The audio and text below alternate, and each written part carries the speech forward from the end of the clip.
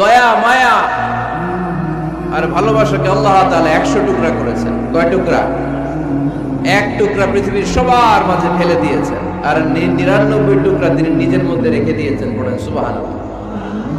দেখেন, এক টুকরা ভালোবাসার ছিটে ফোটায় আমরা ভালোবাসার দিবস বানায় ফেলছি।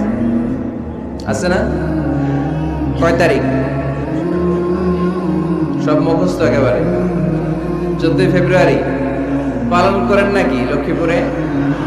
পালন করো কে কে? দেখি হাত তোলো তো। ওই যে কয়েকটা হাত তুলতেছে।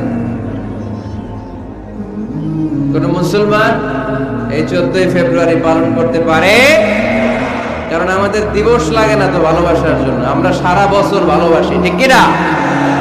আমাদের সকালবেলা ভালোবাসা, দুপুর বেলা ভালোবাসা, রাত্রিবেলা ভালোবাসা, শীতকালে ভালোবাসা, গ্রীষ্মকালে ভালোবাসা, মুসলমানদের শুধু ভালোবাসাবাসি, ঠিক কিনা?